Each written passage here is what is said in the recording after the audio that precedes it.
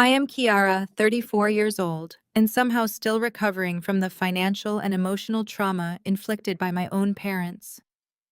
As a successful forensic accountant, I spend my days tracking down fraudsters and white-collar criminals, which helped me escape my family's toxic obsession with high society, though I still kept in touch to protect my grandmother. My grandma Evelyn just turned 79, but no one came to her birthday party. She sat alone with her cake while my parents and my sisters skied in Aspen. The next day, while I was helping her clean the estate, two strangers knocked on her door and handed me a folder. What happened next hit like a storm, and no one saw it coming. Before continuing this story, let me know where you started reading in the comments below. Please like and subscribe if you have ever faced family members who underestimated your worth and tried to sell you out. Growing up in Atlanta's elite circles meant projecting a picture of immense privilege to outsiders. But inside our sprawling home, emotional coldness and greedy calculations permeated every single corner.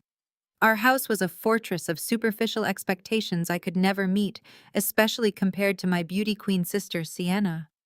My childhood was spent maintaining my grades and building a solid career, only to be constantly belittled by parents who valued country club memberships over actual character. It was a quiet Tuesday morning. Grandma Evelyn was sitting in her favorite velvet armchair by the bay window of her sprawling Atlanta estate, peacefully sipping a cup of Earl Grey tea. I was in the middle of boxing up some old winter coats for charity when a loud, aggressive pounding echoed through the grand foyer. I wiped the dust from my hands and walked to the front door, expecting a delivery driver. Instead, two men in sharp, overly tailored suits pushed their way inside the moment I turned the brass handle. They did not wait for an invitation. They stepped onto the imported Persian rug, with their leather shoes looking around the foyer, with the hungry, calculating eyes of men who evaluate everything with a price tag. "Can I help you?" I asked, keeping my voice steady, though my heart was beginning to race. I stepped directly into their path, blocking their access to the living room where my grandmother was sitting. The taller of the two men, a smug-looking guy with slicked-back blonde hair, pulled a thick manila folder from his leather briefcase. He did not even bother to look me in the eye. He just shoved the folder directly into my chest. "We are looking for Evelyn. You must be the granddaughter. We are representatives from Sterling Horizon Real Estate Investments. You have exactly 24 hours to pack up your things and vacate these premises." I caught the folder before it hit the floor, staring at the bold red ink reading "Eviction Notice" stamped across the top. "Vacate the premises. You must be at the wrong address. My grandmother owns this estate free and clear. There is no mortgage, and it is certainly not for sale." The second man let out a short, condescending laugh. "It is not for sale anymore because it was already sold. Yesterday morning, to be exact. Marcus and Diane finalized the paperwork with our managing partner. They warned us you might be difficult, said you were just a broke accountant who would probably cry and make a scene, but that you did not have the funds, or the spine, to actually fight back." Hearing my parents' names drop from the mouth of this arrogant stranger sent a wave of absolute disgust washing over me. Marcus and Diane, my own parents. While they were supposedly on a luxury ski trip in Aspen, taking social media photos with my golden child sister Sienna and her arrogant white investment broker husband Bradley, they were secretly selling the very roof over my grandmother's head. They had actually orchestrated a multi-million-dollar real estate deal behind our backs to fund their desperate fake high society lifestyle. I opened the folder. Right there on the second page was a quitclaim deed bearing the unmistakable flashy signatures of my father and mother. They had somehow claimed power of attorney, declaring my brilliant, sharp-minded grandmother legally incompetent without ever taking her to a doctor. They sold her sanctuary for $2.5 million, taking the cash to feed Bradley's shady investment portfolio. "Look, lady," the taller man said, tapping his expensive watch. "We do not want to call the sheriff, but we have a renovation crew scheduled to gut this place on Thursday morning. Your parents signed the deed. The money has already been wired. You have until tomorrow noon to get the old woman out of here, or we will have you both physically removed for trespassing." They expected tears. They expected me to panic, to call my parents, begging for mercy, to break down and accept my place as the family scapegoat who was always forced to clean up their messes. I did not cry. I did not panic. I simply turned around and looked at Grandma Evelyn. She had not moved from her velvet armchair. She set her teacup down on the saucer with a soft, delicate clink. Her posture was completely straight. She looked at the two men, then looked at me, and gave a slow, deliberate nod toward the heavy mahogany safe in the corner of the study. "Go ahead, Kiara," she said, her voice smooth as silk, but carrying the weight of an absolute titan. "Show the gentleman what a real piece of paper looks like." I walked over to the mahogany safe, entered the 6-digit passcode, and pulled out a thick document. I held it up directly next to their fraudulent contract, staring them down. "You bought this house for $2 million. That is federal wire fraud, gentlemen. Sa-ju-sha-ka-kan." The two men stared at me, the smugness completely draining from their faces. The taller one opened his mouth to argue, but the sheer confidence in my voice made him snap his jaw shut. I did not give them a chance to regroup. I pulled my phone from my pocket, tapped the screen, and hit the FaceTime icon for my mother. It rang 3 times before connecting. The screen flickered to life, revealing a scene that perfectly encapsulated my family's toxic priorities. They were lounging in a private, wood-paneled ski lodge in Aspen. A massive stone fireplace roared in the background, casting a warm glow over my mother Diane and my father Marcus. Beside them sat my younger sister Sienna, wrapped in a designer fur throw, and her arrogant white investment broker husband Bradley. They were all holding crystal flutes filled with expensive champagne, laughing loudly at some joke Bradley had just made. The contrast between their luxurious vacation and the eviction notice sitting on my grandmother's coffee table was sickening. "Well, look who finally decided to join the real world," my mother Diane said, raising her glass to the camera. Her perfectly manicured eyebrows arched in mild annoyance. "We are in the middle of a celebration, Kiara. Make it quick. Bradley just popped a bottle of vintage Dom Perignon." I held the phone up so they could clearly see the 2 real estate agents standing awkwardly in my grandmother's foyer.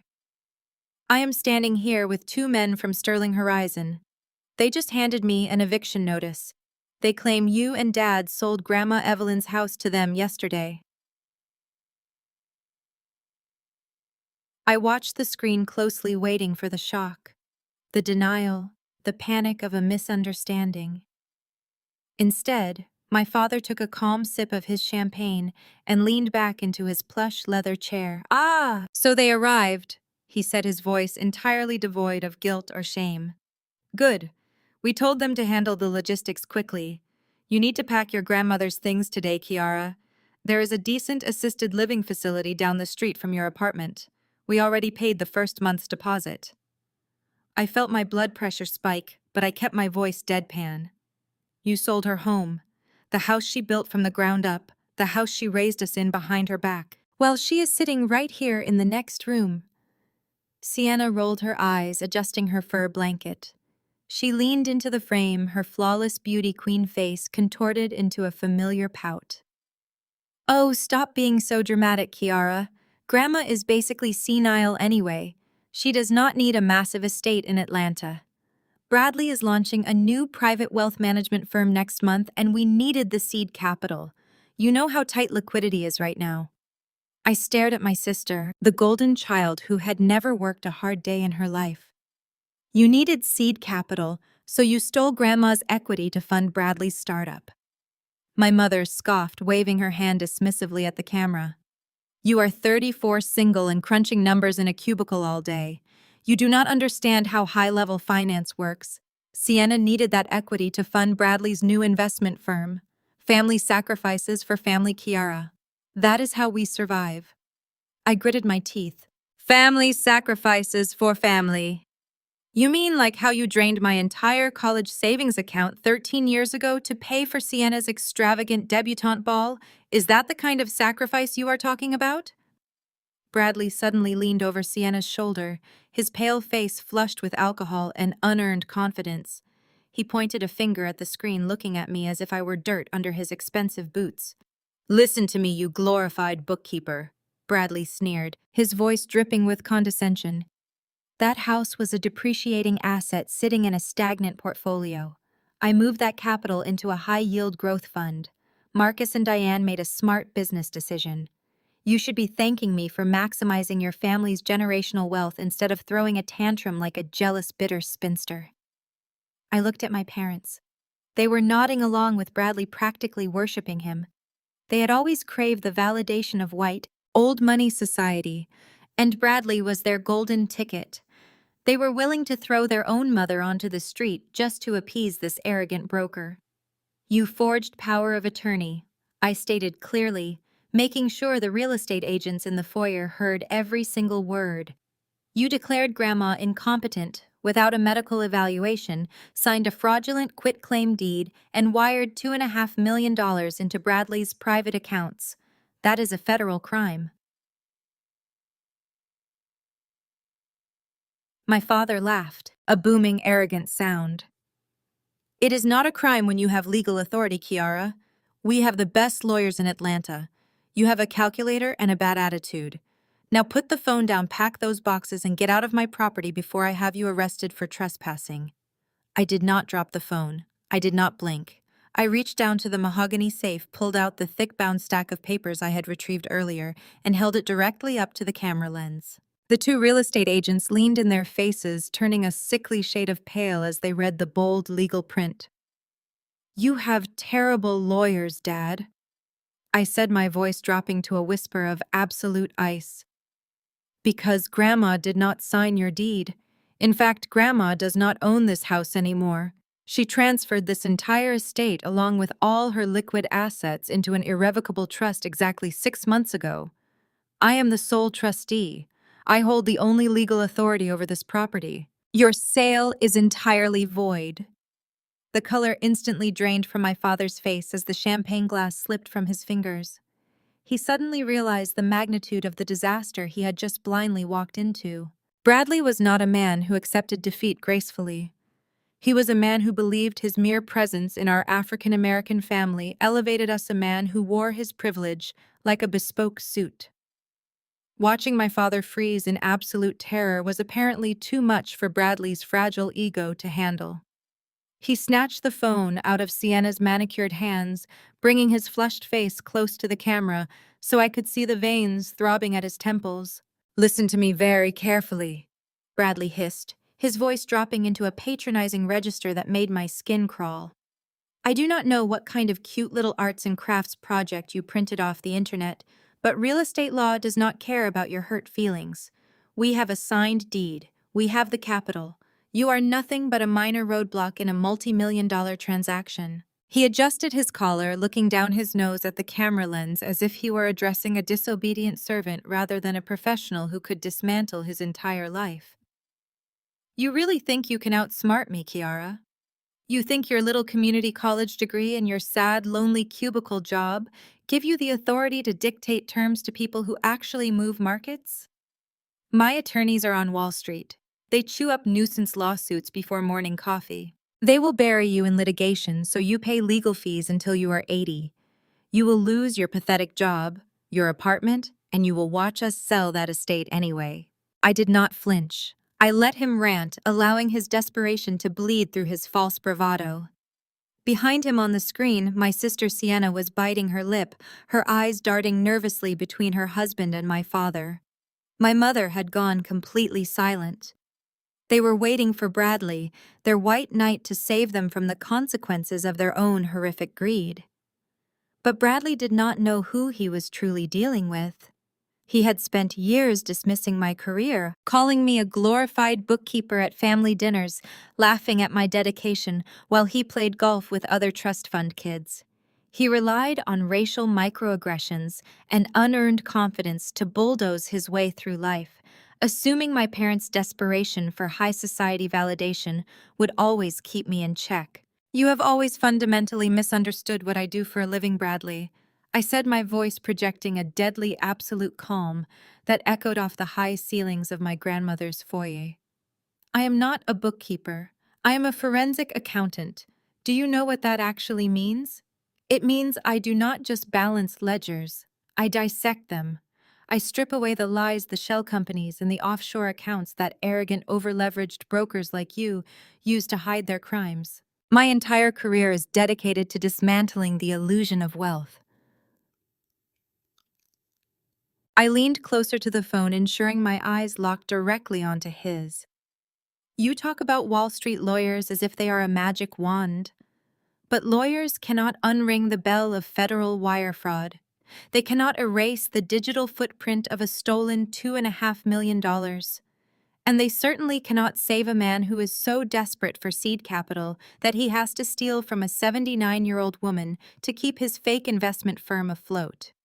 You are not a market mover, Bradley. You are a fraud, and I eat frauds like you for breakfast. For a fraction of a second, the mask slipped. I saw genuine panic flash in his pale blue eyes. He glanced away from the camera, his breathing suddenly shallow, realizing that I was not just throwing out empty threats. I had struck a nerve. He needed that money desperately, far more desperately than a successful broker ever should. But his arrogance was a terminal disease.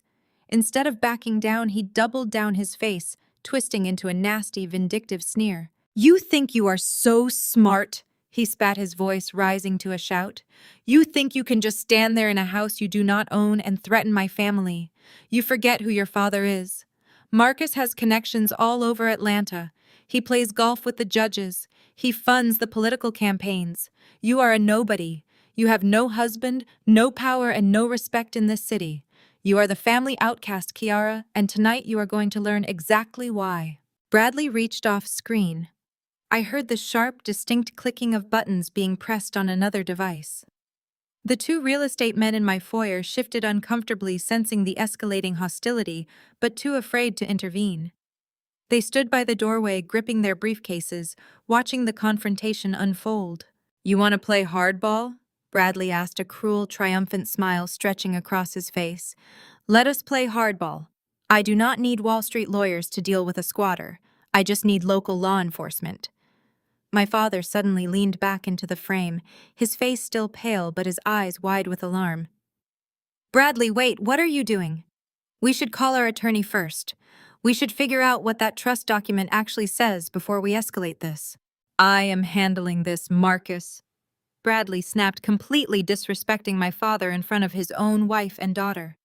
"She is bluffing. It is a fake document designed to stall the renovation crew. I am not letting this bitter woman ruin our week in Aspen." Bradley turned his attention back to the screen, his eyes gleaming with malicious intent. He had pushed the ultimate button, convinced his status made him untouchable. "I just made a very important phone call, Kiara. Your father's good friend, the local county sheriff, owes us quite a few expensive favors. You and the old bat are being forcibly removed for trespassing right now. The police are already on their way to drag you out." Bradley's threat hung in the cold air for less than 3 minutes before the wail of approaching sirens pierced the quiet morning of the estate. The two real estate agents exchanged a panicked look.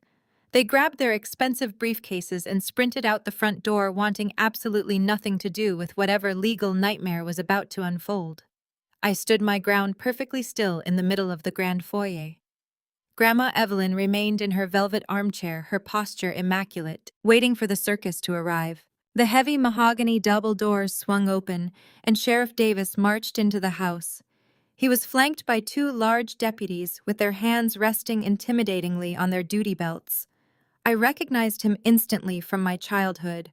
He was a regular fixture at my parents' extravagant summer barbecues, always drinking top-shelf bourbon that my father could not actually afford. He strutted into the foyer with his chest puffed out, fully expecting me to cower. "Kiara, we have a serious problem here," Sheriff Davis announced, his voice echoing loudly across the marble floors. "Your father called me directly. He says you are refusing to vacate a property that has been legally sold, and you are holding your grandmother here against medical advice. I need you to go upstairs right now, pack your bags, and safely escort Evelyn out to my cruiser, now." "I am not going anywhere, Sheriff," I replied, crossing my arms over my chest, "and neither is my grandmother. Marcus has zero authority over this estate." The sheriff let out a heavy, incredibly patronizing sigh, slowly removing his hat and shaking his head. Do not make this difficult, Kiara. Your father is a pillar of the Atlanta community. Marcus and Diane sit on the board of 3 different charities. They host police union fundraisers. A man with his reputation and standing does not call in a trespassing complaint against his own daughter unless you have genuinely lost your mind. Now he told me you are upset about some inheritance, but you cannot just squat in a house belonging to a real estate firm. I looked at the man who had eaten my grandmother's catered food while accepting my father's campaign donations. A pillar of the community, I asked, allowing a sharp, humorless laugh to escape my lips. Is that what you call a man who fakes his net worth to get into elite country clubs? My parents do not have 2 dimes to rub together, Sheriff. Their entire high society lifestyle is funded by leeching off everyone around them. They even tried to force me into an arranged marriage with a wealthy, abusive businessman just to secure a dowry to pay off their dues. When I refused and chose to study forensic accounting instead, my father threatened to disown me entirely. They are desperate broke and currently committing a massive felony. I suggest you step back before you become an accessory to their crimes. Sheriff Davis's face turned a mottled shade of red. He stepped uncomfortably close to me, clearly trying to use his physical presence to intimidate me into submission. I am not going to stand here and listen to you slander good people. You have exactly 2 minutes to grab your coats, or I am putting you both in handcuffs for criminal trespassing. Do you understand me? I did not flinch or look away. I reached into my blazer pocket and pulled out my leather credential wallet, flipping it open so the silver badge of a certified financial forensics investigator gleamed under the foyer chandelier. Then I picked up the thick stack of papers from the mahogany safe and slapped them directly onto his chest, forcing him to catch them. "Read the first page, Sheriff," I commanded, my voice cracking like a whip. "Read the seal at the very top." He glanced down at the official documents, his intense annoyance quickly transforming into utter confusion. "This is a trust," he muttered. "An irrevocable trust, stamped by the Supreme Court of Georgia." I took a step toward him, backing him up. "Exactly. That document proves that Evelyn transferred this entire estate into an untouchable trust 6 months ago. She is the grantor and I am the sole legally appointed trustee. Marcus and Diane do not own this house. They never did. They forged a power of attorney, bypassed a medical evaluation, and signed a fraudulent deed to steal $2.5 million from a real estate group. If you arrest me, you are interfering with a federal investigator protecting a protected asset. If you lay a single finger on my grandmother, you are aiding and abetting elder financial abuse and wire fraud. So tell me, Sheriff Davis, how much is my father's friendship worth to you? Is it worth your pension, your badge, your freedom? The color drained completely from the sheriff's face. He looked from the Supreme Court stamp to my federal credentials, suddenly realizing he had walked directly into a massive, highly illegal trap set by his so-called elite friends. His hands started to shake as he handed the documents back to me as if they were on fire. He turned to his deputies and immediately ordered them to stand down and step outside. Then, he pulled his radio from his belt and told his dispatch to cancel the eviction order immediately. As the confused deputies retreated, Sheriff Davis pulled out his personal cell phone and dialed my father's number. I could hear Bradley answering on the other end, his voice dripping with arrogant expectation. "Is the trash taken out yet, Sheriff?" Bradley asked over the speakerphone, laughing. Sheriff Davis wiped a bead of sweat from his forehead. "Listen to me very carefully, Bradley," the sheriff said, his voice trembling with furious panic. "The eviction is canceled. Do not ever call me again. Because right now, you and Marcus are looking at 5 to 10 years in federal prison, and I am not going down with you." The FaceTime call was still active.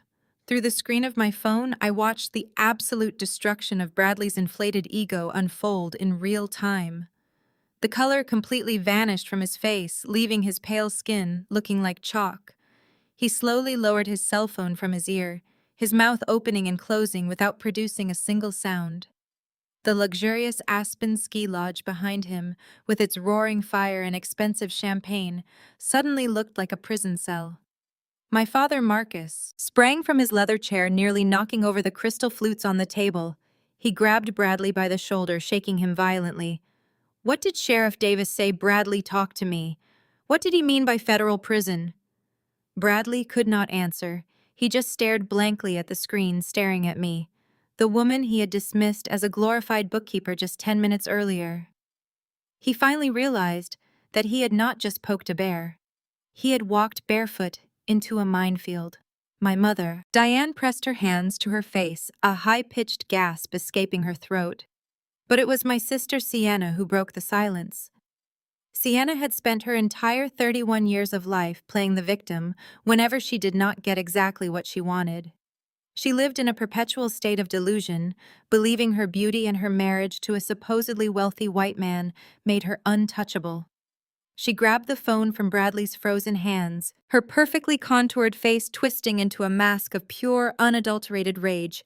"You are doing this on purpose, Kiara!" She screamed, her voice shrill and echoing through the lodge. "You have always been jealous of me. You are just a bitter, lonely woman who cannot stand the fact that I married a successful, handsome white man while you sit alone in a cubicle. You are trying to ruin my life because you are jealous of my happiness." I did not raise my voice. I did not need to. I let her finish her tantrum before I responded. "Jealous Sienna, let us be very clear about something. Your entire life is a subsidized fantasy. Your beautiful wedding was paid for by the money Mom and Dad stole from my college fund. Your designer clothes, your luxury cars, and your fancy Aspen vacations are currently being funded by the theft of an elderly woman's home. You are not a success story. You are a parasite. And your successful husband is currently standing next to you, shaking like a leaf because he knows I just caught him using a fraudulent real estate deal to prop up a failing investment scheme." Sienna shrieked, stomping her foot like a toddler denied a toy. "You are lying! Bradley is a genius! You are just trying to tear us apart! Mom, tell her to stop!" But Diane was not listening to Sienna's complaints anymore. My mother was frantically running around the ski lodge, throwing designer ski jackets and expensive boots into their suitcases. The illusion of their high society vacation had shattered completely. "Pack your bags right now, Sienna," Diane yelled, her voice bordering on hysteria. "We have to get to the airport. We need an emergency flight back to Atlanta immediately. Marcus, call the airlines. Pay whatever it costs. We have to get back there and force Kiara to sign over that trust before the real estate firm finds out what happened." "They cannot force me to do anything," I said coldly into the camera. "I am the sole trustee, and I do not negotiate with criminals." "You listen to me, you ungrateful brat," Marcus snarled, leaning close to the camera, his eyes wide with a desperate feral panic. "I am your father. You will do exactly as I say. We are flying back right now, and when I walk through those front doors, you are going to hand over those documents, or I swear I will make you regret the day you were born." "I will be right here, Dad," I replied, my voice steady and completely devoid of fear. "But I highly suggest you save your breath for your defense attorney." I tapped the red button, ending the FaceTime call and plunging them back into their own self-made chaos. I set my phone down on the kitchen counter and let out a long, slow breath. Grandma Evelyn was watching me from her velvet armchair. A small, proud smile played at the corners of her mouth. She had built a massive beauty supply empire in the 1980s, navigating racism and sexism with a spine made of steel. She knew a strong woman when she saw one, and today she was looking at her granddaughter with pure respect. "Well done, Kiara," she said softly. "They are going to come back swinging, though. Vultures always do." "Let them come," I replied, pouring her a fresh cup of Earl Grey tea. "I have built a fortress, and they do not have the keys." For the next few hours, the estate was perfectly peaceful. The threat of eviction had been completely neutralized. I sat at my laptop, running continuous forensic audits on Bradley's public limited liability company, tracing every single digital footprint he had tried to bury. I was connecting the offshore accounts, the shell companies, and the fraudulent transfers. I was preparing the ultimate weapon for their arrival. But the quiet was violently interrupted at exactly 4:45 in the afternoon. My cell phone vibrated violently against the marble countertop. It was an incoming call from Bradley. I let it ring twice before I answered, pressing the phone to my ear without saying a word. Kiara, you have to help us, Bradley screamed into the receiver. The background noise was deafening.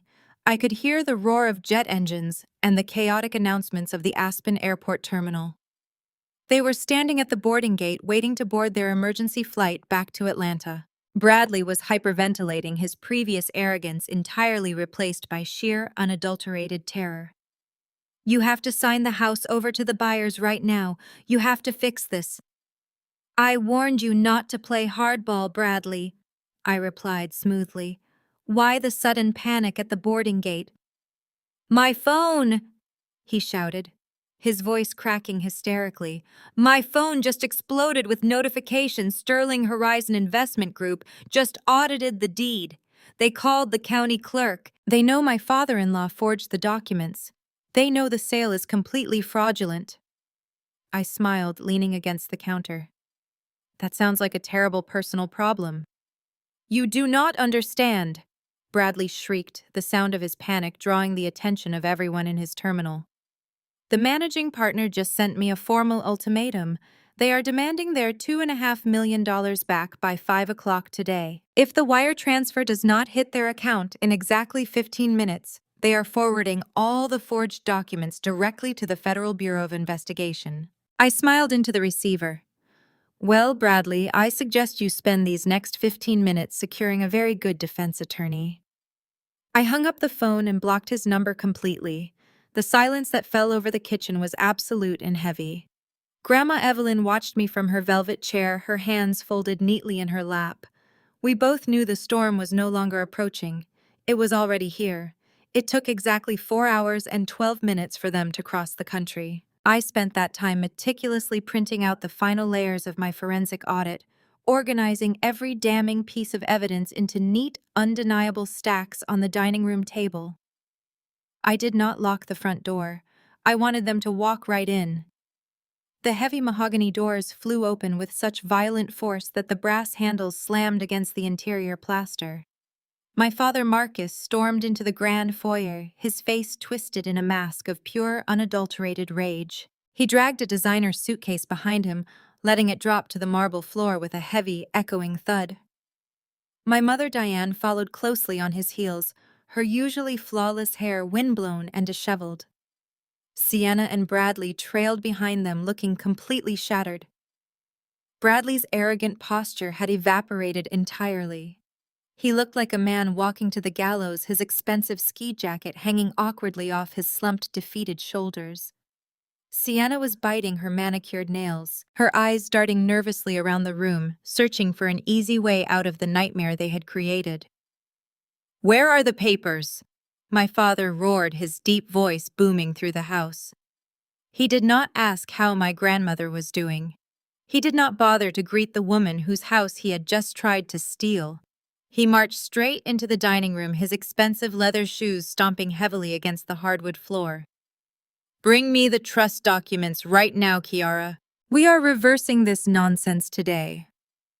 I stood at the head of the long dining table, my hands resting flat against the polished wood. The trust is irrevocable, Dad. That means it cannot be undone. Not by me, not by Grandma, and certainly not by you. The money you stole has to be returned immediately, and since Bradley already wired it to offshore accounts, you are entirely out of luck.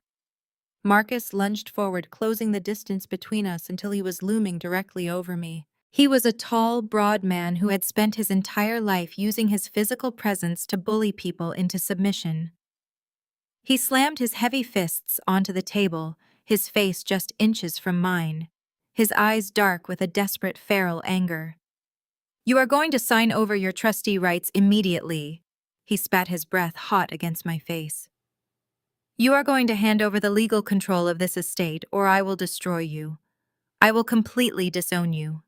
You will be cut off from this family, erased from our history, and blacklisted from every elite circle in Atlanta.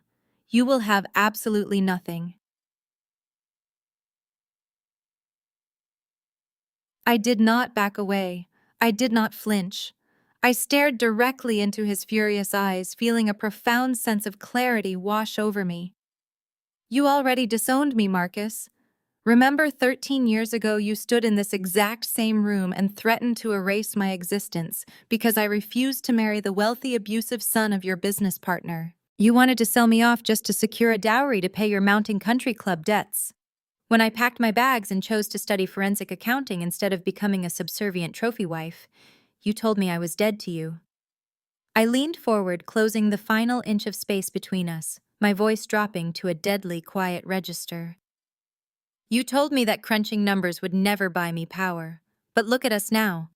I am the only one holding the keys to the castle, and you are sweating through your designer shirt because my numbers are about to send you to federal prison.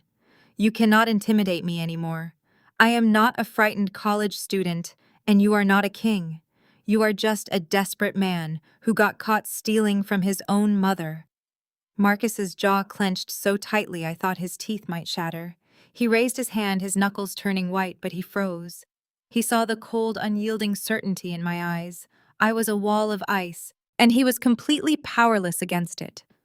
He slowly lowered his hand, his chest heaving, as the reality of his utter defeat finally crushed his inflated ego. Realizing that physical intimidation was absolutely useless, the dynamic in the room shifted with jarring speed. My mother, Diane, had been watching the confrontation with wide, terrified eyes. She saw her husband's authority crumble. She saw Bradley trembling silently in the corner. She knew the federal authorities were likely already drafting their severe indictments. They had exhausted every option, and the walls were closing in fast. Diane let out a sharp theatrical gasp. Her knees suddenly buckled beneath her. She collapsed onto the expensive Persian rug, bursting into loud, dramatic, sobbing tears. She crawled forward on her hands and knees, grabbing the hem of my blazer with trembling fingers.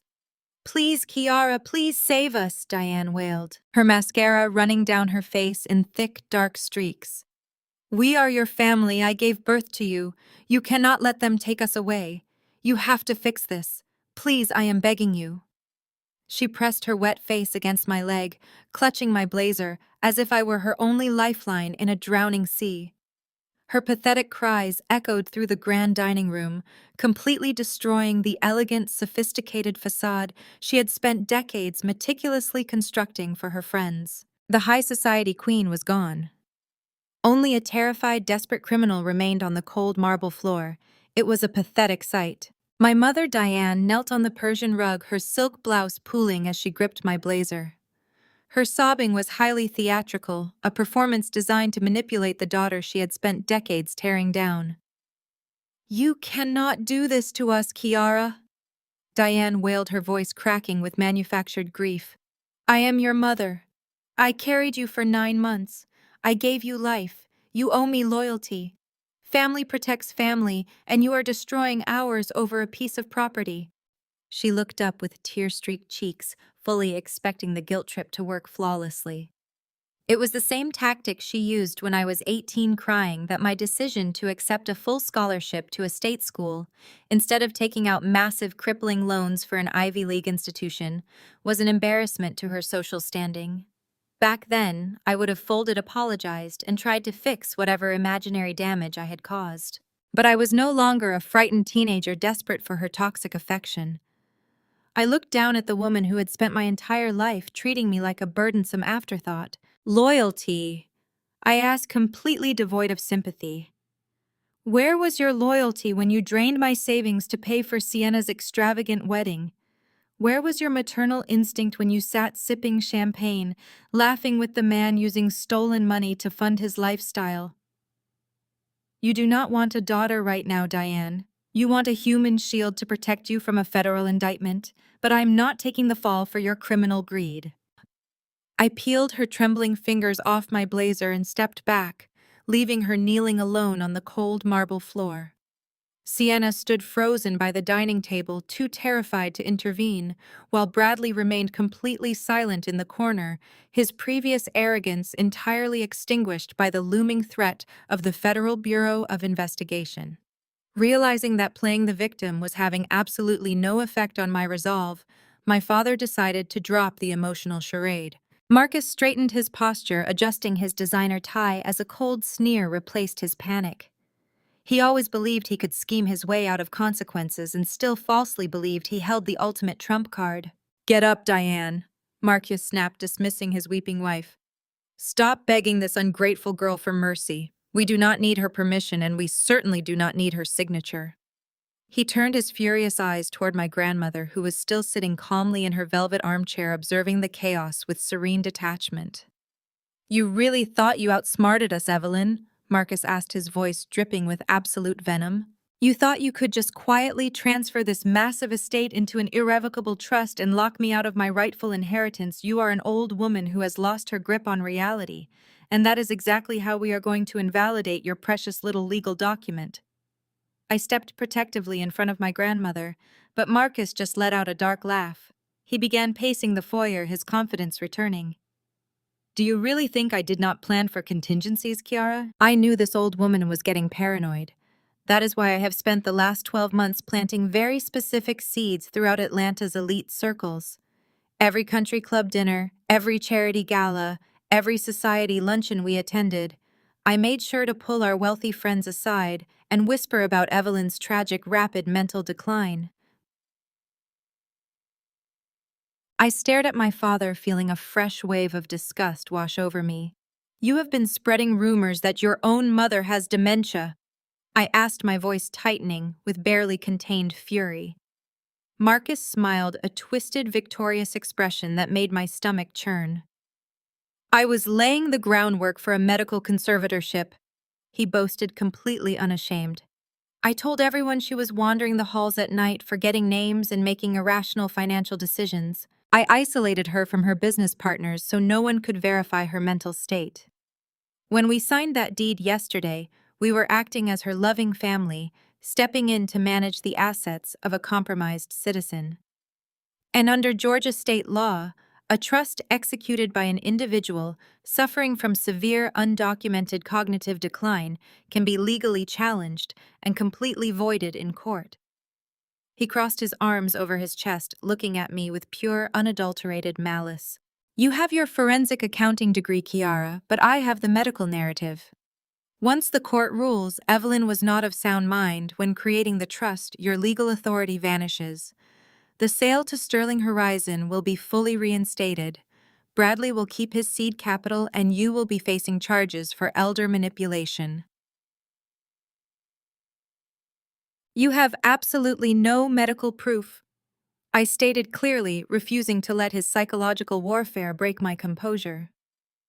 "You cannot just declare someone incompetent because it suits your financial agenda. No legitimate doctor in this state would ever sign off on a false diagnosis of dementia for a woman who is perfectly lucid." Bradley suddenly let out an arrogant chuckle, his confidence miraculously reviving at my father's declaration. "Who said anything about a legitimate doctor?" Bradley sneered, pulling his cell phone from his expensive ski jacket. "We just need a doctor who understands the assignment and appreciates a generous consultation fee." Marcus nodded in agreement, his eyes gleaming with malicious intent. He slowly raised his hand and snapped his fingers loudly. At that exact moment, the heavy mahogany front doors swung open again. A tall man carrying a black leather medical bag walked directly into the grand foyer.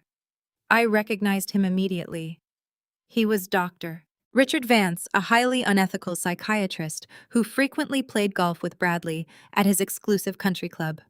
Dr. Vance adjusted his wire-rimmed glasses and offered my father a slick professional smile, standing ready to declare my perfectly healthy grandmother legally insane on the very spot right then and there.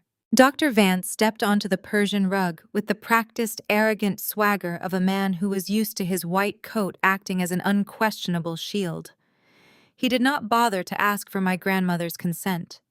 He simply dropped his expensive black leather medical bag onto the glass coffee table, pulled out a silver pen, and offered Evelyn a smile so patronizing it made my blood boil. Bradley stood behind him, crossing his arms with a smug, victorious grin, while my father Marcus visibly relaxed, believing his ultimate masterstroke was finally falling perfectly into place. "Good afternoon, Evelyn," Dr. Vance said, his voice dripping with the kind of exaggerated syrupy sweetness usually reserved for speaking to toddlers. He crouched down in front of her velvet armchair, pulling a clipboard from his bag. Your family has told me that you have been feeling a little bit confused lately. They are very worried about you. I am just going to ask you a few very simple questions to see how that beautiful brain of yours is working today. Can you tell me what year it is, sweetie? I felt my jaw clench at the sheer disrespect, but I did not intervene. I looked at Grandma Evelyn. She blinked slowly, her shoulders slumping just a fraction of an inch. She let her hands tremble slightly in her lap, her eyes widening in a masterful display of manufactured vulnerability. The year? Evelyn asked, her voice deliberately frail and wavering. Oh my goodness. Well, it has been so busy lately. I suppose it must be 1998.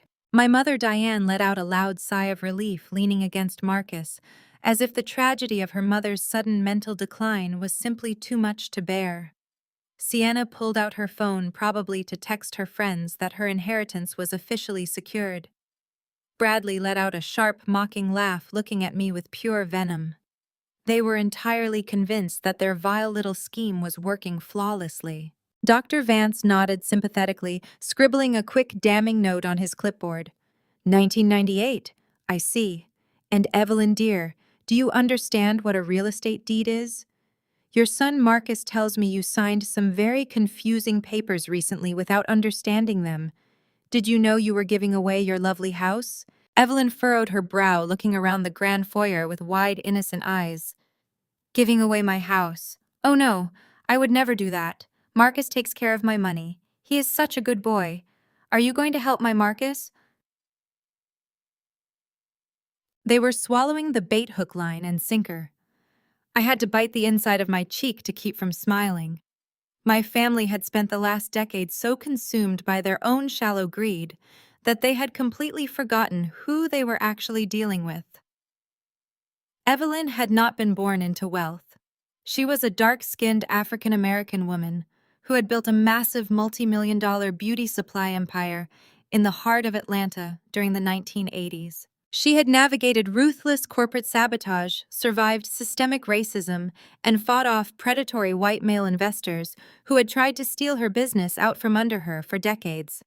She was a pioneer, a titan of industry, who had clawed her way to the top of the food chain, and she absolutely did not suffer fools. Dr. Vance smiled a predatory, triumphant smile. He clicked his silver pen and began writing out a formal medical evaluation, preparing to declare her legally incompetent on the spot. Well, Evelyn, you do not need to worry about those confusing papers anymore. I am going to sign a document that gives your wonderful son Marcus full control over your estate so he can protect you. Does that sound good, sweetie? Suddenly, the trembling in my grandmother's hands stopped completely. Her posture snapped back into the rigid, immaculate stance of a formidable CEO. The manufactured confusion entirely vanished from her dark eyes, replaced by a cold, calculating brilliance that made the air in the room drop 10 degrees. Actually, Richard, Evelyn said, her voice snapping like a steel trap, completely devoid of any frailty. What sounds good is the sound of your medical license being permanently revoked. Dr. Vance froze his pen, hovering above the clipboard.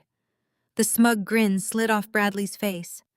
Marcus and Diane stiffened, suddenly realizing the trap had just snapped shut around their ankles. I know exactly what year it is, Evelyn continued, standing up slowly from her velvet armchair. She towered over the crouching psychiatrist, looking down at him with absolute disgust.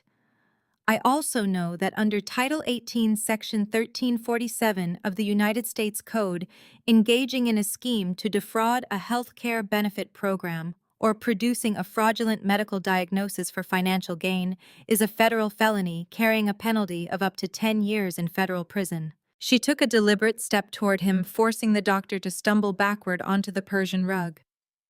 I know that you are currently carrying $2.5 million of debt from your failed private practice, Richard. I know that Bradley promised to pay off your second mortgage if you signed this fake conservatorship today.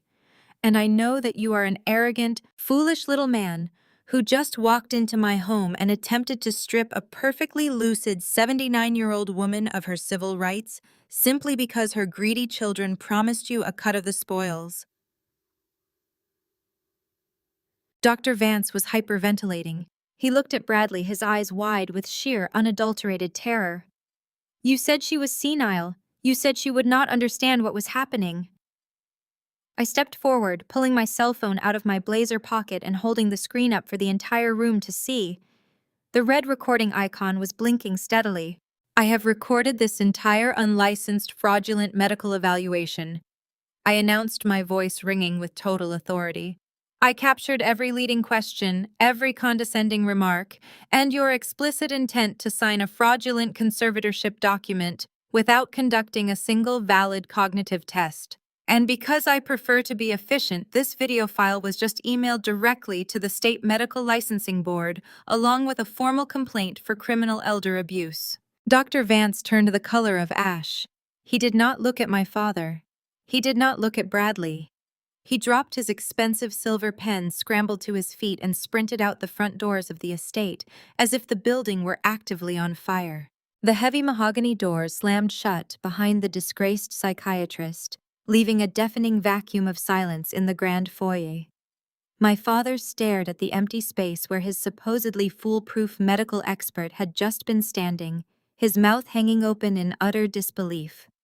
My mother clutched her pearl necklace, her theatrical weeping abruptly halted by the sheer shock of their catastrophic failure. But it was Bradley who broke the silence. The arrogant, entitled investment broker could not fathom being outmaneuvered by a woman he had spent years openly degrading. His face twisted into a grotesque mask of pure, unadulterated fury. He stepped forward, his expensive leather shoes stomping aggressively against the Persian rug, his hands balled into tight fists at his sides. "You think this is over?" Bradley screamed, his voice cracking with a desperate, frantic rage. "You think scaring away one weak stomach doctor changes absolutely anything? You are a pathetic, miserable spinster playing a dangerous game with people who actually control this world. I am not going to just walk away and let you humiliate my family. I am going to destroy you, Kiara. I am going to make you wish you had never been born." He pointed a shaking finger directly at my face, stepping so close I could smell the stale champagne and panic radiating off his skin. "I have an entire team of ruthless Wall Street lawyers on a massive retainer. They specialize in crushing arrogant, delusional little girls like you. I am going to file so many aggressive lawsuits against you and this ridiculous fake trust that you will be tied up in brutal litigation for the rest of your miserable life. I will personally ensure that your legal fees drain every single penny from your bank accounts until you are forced to file for bankruptcy. You will lose your job, your apartment, and your precious forensic credentials. By the time my legal team is done ripping you apart, you will be begging us to take this house off your hands just to pay for your basic survival." I did not back away from him. I did not flinch at his loud, empty threats. I simply looked at him with the cold, detached precision of a predator observing cornered prey.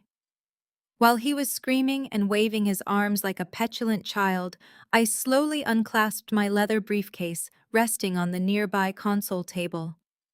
I pulled out my silver laptop, popped it open, and typed in my encrypted password. The screen glowed to life, illuminating the dark, complex spreadsheets I had spent the last 48 hours meticulously building to expose him completely. "You talk a lot about massive retainers and high-level cash flow, Bradley," I said, my voice completely level, cutting through his hysterical shouting. "But I find that absolutely fascinating, especially given your recent spending habits. Sienna, do you remember that conversation we had at Thanksgiving? You were bragging about the brand new custom-ordered Porsche that Bradley bought you for your birthday.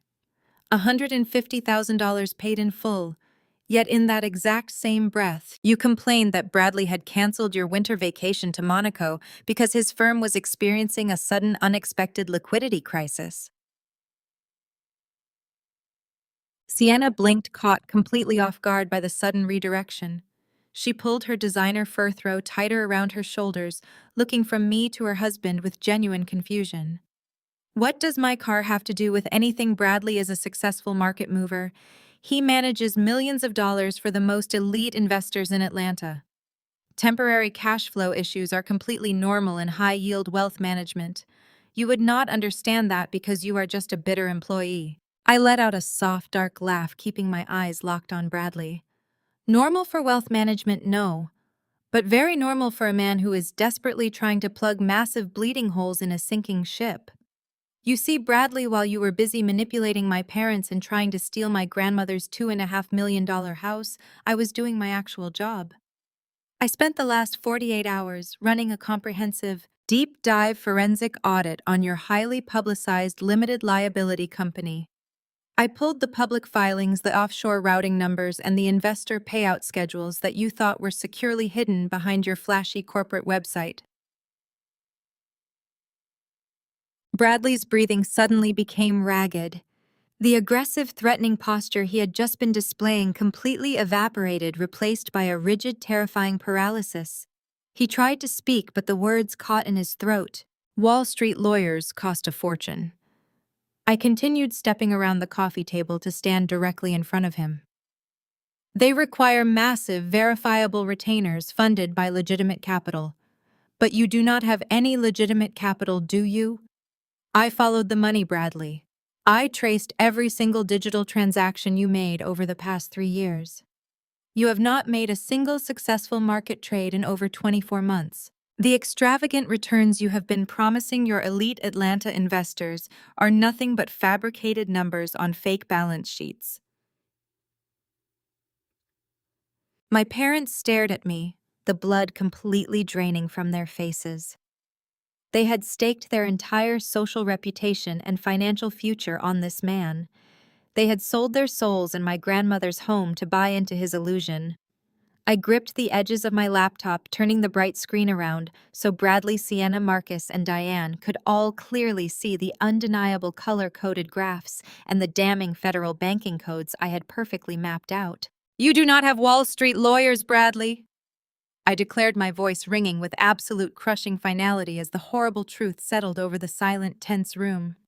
Because according to my meticulous, undeniable audit, your elite investment firm is not a firm at all. It is a highly illegal, desperate, and remarkably poorly constructed Ponzi scheme that will land you behind federal bars for a very long time. I reached into my briefcase and pulled out 4 thick, bound folders. I tossed them onto the polished dining table. They hit the wood with a heavy, satisfying thud. I slid one folder directly in front of my father, another in front of my mother, and pushed the third towards Sienna. I kept the final folder in my own hands, opening it to the first page. The silence in the room was absolute, broken only by the sound of crisp paper turning. "Open them!" I commanded. My father, his hands trembling slightly, flipped open the cover. His eyes scanned the highlighted rows of transactions. You told the Sterling Horizon Real Estate Group that the $2.5 million from my grandmother's estate was going into a joint family venture. You claimed it was seed capital for a legitimate high-yield wealth management portfolio that Bradley was managing. But numbers do not lie, and they certainly do not care about your social status. Look at page 3, Dad. My mother leaned over Marcus's shoulder, her eyes widening as she stared at the undeniable proof. That money never went into a legitimate fund. I explained, tracing the path of the stolen funds with my finger in the air. The very second the wire transfer from the fraudulent house sale cleared into Bradley's primary business account yesterday morning, it was immediately divided into 47 different transactions. And do you know where those transactions went? They did not go into the stock market. They did not go into municipal bonds. They went directly to offshore accounts in the Cayman Islands, the Bahamas, and Switzerland. Bradley stood completely frozen, his arrogant facade entirely shattered. He looked like a man who had just stepped onto a landmine and heard the click. He used your stolen money to pay off his earliest investors. I continued, my voice sharp and relentless. The people he scammed 3 years ago were threatening to expose him. His entire firm was collapsing, bleeding cash faster than he could bring it in. He needed a massive immediate injection of liquid capital just to keep the illusion alive for a few more weeks. So he looked around for the easiest, most desperate targets he could find. And he found you, Marcus. He found a man so obsessed with impressing the Atlanta elite that he was willing to forge his own mother's signature and sell her house out from under her. My parents were speechless. The crushing weight of their catastrophic mistake was finally sinking in. They had sacrificed their morals, their family, and their freedom for a man who had played them for absolute fools. But my sister Sienna refused to accept reality. She had spent her entire 31 years living in a carefully constructed bubble of delusion, and she was not about to let facts pierce it now. She slammed her folder shut, pushing it away as if the paper itself were toxic. She glared at me, her perfectly contoured face twisting into a mask of pure irrational fury. "You are making all of this up!" Sienna shrieked, her voice echoing shrilly across the grand foyer. "You fabricated these documents just to ruin my life. You are nothing but a bitter single woman who cannot stand the fact that I have a perfect marriage. You sit in your lonely little apartment plotting ways to destroy my fairy tale romance because no man has ever looked at you the way Bradley looks at me." She ran over to Bradley, throwing her arms around him in a desperate show of solidarity. She clung to his expensive ski jacket, burying her face against his chest. "Tell them, Bradley, tell them she is lying. Tell them your firm is perfectly fine and that she is just a very jealous, pathetic loser making up numbers to hurt us right now." Bradley did not hug her back. His arms remained stiffly at his sides. He was staring at the folders on the table, his pale blue eyes wide with sheer, unadulterated terror. He knew the game was over. The house of cards had completely collapsed and there was no sophisticated lie left to save him. I looked at my sister, feeling a mixture of profound disgust and cold pity. "A fairy tale romance, Sienna. Is that what you honestly believe this is? You think this man loves you? You think he married into an African-American family because he respects us? He married you because he saw an easy mark. He saw a family so desperate for proximity to whiteness and old money that they would eagerly hand over their entire generational wealth without ever asking to see a single balance sheet." Sienna burst into fresh, hysterical tears, shaking her head violently. "Shut up, shut up. We are going back to Aspen. We are going to pack our things, and Bradley is going to take me to the Cayman Islands for a luxury vacation, just like he promised. He said we were going to look at beachfront properties to buy with our new profits. You cannot stop us from leaving." I let out a slow, dark laugh. I reached into the interior pocket of my blazer and pulled out a single neatly folded sheet of paper. I placed it onto the dining table and slowly slid it across the polished wood until it stopped directly in front of my sobbing sister. "You should really look at that document, Sienna," I said quietly, watching her tear-filled eyes drop to the printed page. "Because you are absolutely right about one thing. Bradley did book a flight to the Cayman Islands. The transaction cleared his personal credit card at exactly 8 o'clock this morning, right before he started panicking about the real estate firm auditing the deed." Sienna sniffled, reaching out with a trembling hand to pick up the paper. She unfolded it, her eyes scanning the black text. It was a digital receipt from a major international airline. "He was not planning on taking you to the Cayman Islands to look at beachfront properties, Sienna," I stated, my voice echoing with absolute crushing finality. "Read the passenger details carefully. That is a one-way ticket. For one single passenger, departing tonight from the main international airport." Sienna stared at the digital printout. Her manicured hands shook, causing the crisp paper to rattle loudly in the dead silence of the dining room. She read the passenger name. She read the departure time. She read the single-seat assignment in first class. The cognitive dissonance that protected her adult life finally fractured. The wealthy, loving husband she had paraded around every elite country club in Atlanta was not planning a romantic getaway to save their failing marriage. He was planning to abandon her to face federal authorities completely alone while he relaxed on a beach with stolen money. "Bradley," Sienna whispered, her voice cracking into a pathetic, high-pitched squeak. She dropped the printed paper onto the expensive table and turned to face him. "What is this? Tell me she hacked your account. Tell me you did not buy a single ticket." Bradley did not answer her. He took a deliberate step away from her, his eyes darting frantically toward the grand foyer, mentally calculating the exact distance to the front door. His stony silence was the ultimate devastating confession. Sienna let out a terrible sound that was half scream, half sob. The elegant beauty queen completely unraveled. She lunged at him, her fists flying wildly as she slammed them against his chest. "You liar! You absolute monster!" She shrieked, hot tears ruining her flawless makeup. You promised me a life of luxury. You promised me we were building a massive empire together. I defended you to everyone. I let you take my grandmother's house. How could you leave me behind like this? She pounded her fists against his jacket, but Bradley did not try to comfort her. He did not pull her into an embrace. Instead, he grabbed her wrists with bruising force and shoved her backward so violently that she stumbled and fell hard against the dining table. "Get your hands off me, you hysterical idiot!" Bradley roared, his face twisting into a mask of pure, unadulterated contempt. The charming, sophisticated white knight act vanished completely in an instant, revealing the predatory con artist hiding underneath.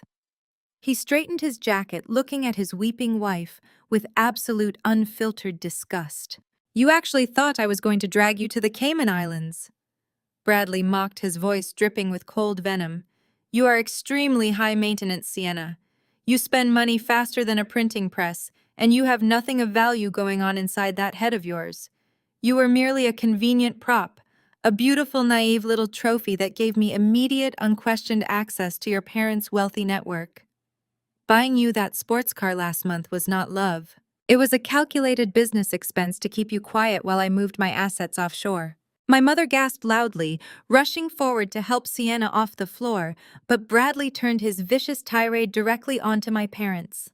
He pointed an accusatory finger at Marcus, laughing cruelly at my father's horrified expression. "And you two are even worse," Bradley shouted, gesturing wildly around the grand foyer. "Do not stand there looking at me like I corrupted your innocent family. You handed me the keys to the vault. I spent 3 years watching you, Marcus, bending over backward to impress every white banker in Atlanta. You were so desperate to look like old money that you never asked to see an audited financial statement. You just wanted to brag at your pathetic country club that your son-in-law was a Wall Street market mover. You are drowning in credit card debt, Marcus. You leased cars you cannot afford, and you mortgaged your daughter's future just to keep up appearances in a society that secretly laughs at you." Bradley paced the floor, his panic feeding his cruelty. "I did not ruin this family. You ruined yourselves. You were so eager to be part of the elite that you forged your mother's signature and handed me $2.5 million. I am a fraud, yes, but you are the most pathetic, gullible Marks I have ever met." Marcus lunged forward, his fists raised high, but he froze instantly when Bradley reached into his jacket and pulled out his heavy phone. "Take one more step, Marcus, and I will call the police myself and tell them you masterminded the entire real estate fraud. I am leaving right now, and you are going to take the fall for everything." Bradley's phone vibrated in his hand. He glanced at the screen, and his face turned a sickly shade of gray. The managing partners from Sterling Horizon were aggressively demanding their money, and his window of escape was closing. He had to get to the international airport immediately, or he would be spending the rest of his life rotting inside a federal penitentiary. He shoved his phone into his pocket and grabbed his leather briefcase. He did not look at Sienna, who was sobbing uncontrollably in my mother's arms. He did not look at Marcus, who was shaking with powerless rage. He turned on his heel and sprinted toward the mahogany double doors, fully intending to disappear into the night and leave his horrific wreckage behind. But he did not make it to the front door. I stepped out from the dining room and moved with deliberate, calculating speed. I planted my feet squarely in the center of the archway, blocking his only path to the exit. I crossed my arms securely over my chest, staring him down with a cold, unforgiving smile. "Move out of my way, Kiara!" Bradley screamed, his voice cracking with sheer panic as he raised his briefcase like a weapon to strike me. "I am leaving right now, and you cannot stop me." "You are not going anywhere, Bradley," I said, my voice echoing clearly through the silent house. "Because while you were busy giving your pathetic little villain speech to my greedy family, I actually made a very important emergency phone call of my own." Bradley halted, his expensive leather shoes skidding slightly on the polished marble floor. The heavy mahogany briefcase in his hand suddenly looked like an anchor rather than an escape plan. He stared at me, his pale blue eyes darting frantically around the foyer, as if expecting the walls to cave in. He slowly lowered the briefcase, realizing that assaulting me would only add violent felonies to his rapidly growing list of federal charges. I held my ground in the center of the archway, my posture completely relaxed but entirely immovable. The silence in the grand room stretched so tight it felt like a steel cable ready to snap. My father, Marcus, was the first to break the deafening silence. He stumbled forward, his designer shoes scuffing aggressively against the expensive Persian rug. The previously arrogant patriarch of our family looked absolutely terrified. He finally connected the dots between my detailed forensic audit, Bradley's desperate attempt to flee the country, and the emergency phone call I had just mentioned. The reality of Atlanta's high society finding out about his massive financial and legal ruin hit him harder than any physical blow ever could. He turned to my mother, Diane, whose dark mascara was still running down her face in thick, ruined streaks. They exchanged a look of pure, unadulterated horror.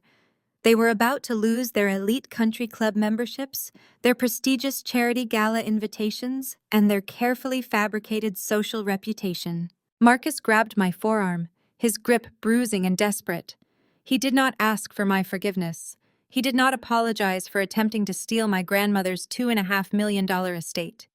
He did not express any remorse for treating me like a disposable nuisance. Instead, he immediately reverted to his default setting of manipulation, entitlement, and ultimate control. "Kiara, listen to me very carefully," Marcus pleaded, his deep voice cracking with unfiltered panic. "You have to fix this right now. You are a highly trained forensic accountant. You know exactly how these complex digital banking systems work. You know how to alter the financial spreadsheets, reroute the offshore transactions, and hide the digital money trail. You need to cook the books, Kiara. You have to scrub Bradley's name and my name off every single fraudulent transfer before the authorities see them." I stared at him in sheer disbelief.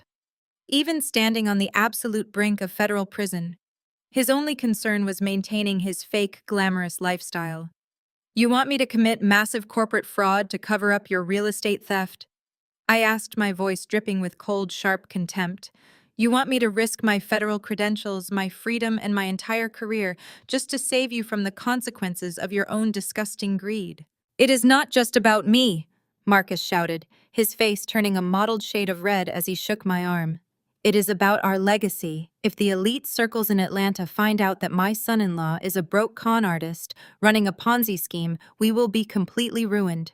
We will be the laughingstock of the entire city. You have the technical skills to delete the evidence from those servers.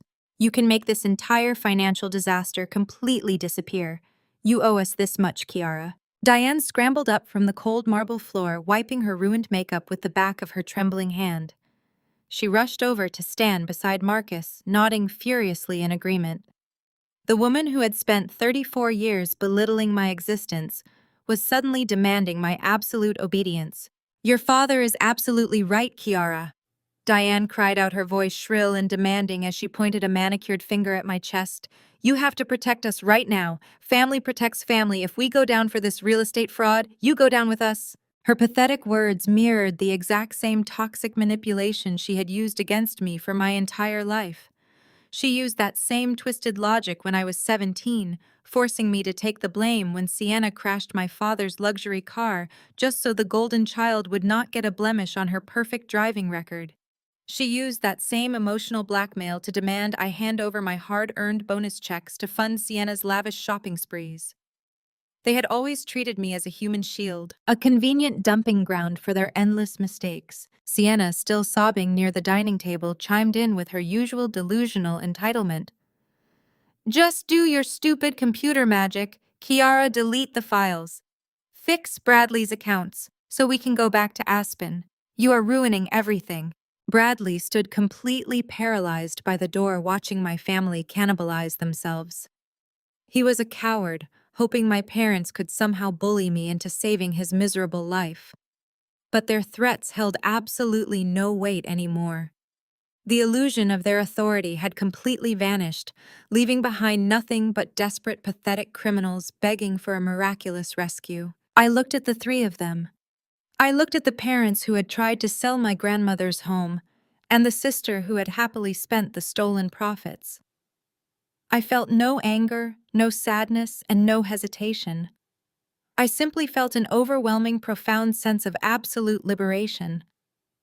I smiled a chilling, triumphant smile that made the remaining color drain completely from my mother's face. Family does protect family, I said, my voice echoing through the grand foyer with absolute crushing finality. But you aren't family. I reached deep into the pocket of my expertly tailored dark gray blazer, feeling the cool, smooth fabric against my skin. My fingers wrapped firmly around the small black plastic device waiting patiently inside. This was the exact moment I had meticulously prepared for all evening.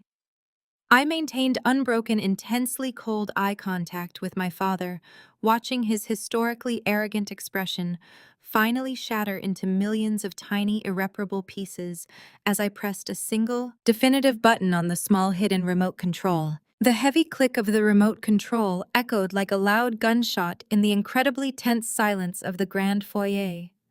Less than 3 seconds later, the deafening shriek of multiple federal sirens shattered the quiet evening of the exclusive Atlanta suburb.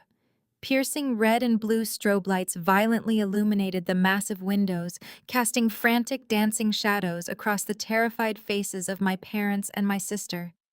The heavy iron gates at the end of the long driveway, which I had just electronically unlocked with that single button press, swung wide open. A fleet of dark federal SUVs and local police cruisers swarmed the manicured front lawn, crushing my mother's prized rose bushes under their heavy tires. Dozens of agents from the Federal Bureau of Investigation and the Internal Revenue Service poured out of the vehicles, their tactical gear and windbreakers, bearing bold yellow letters.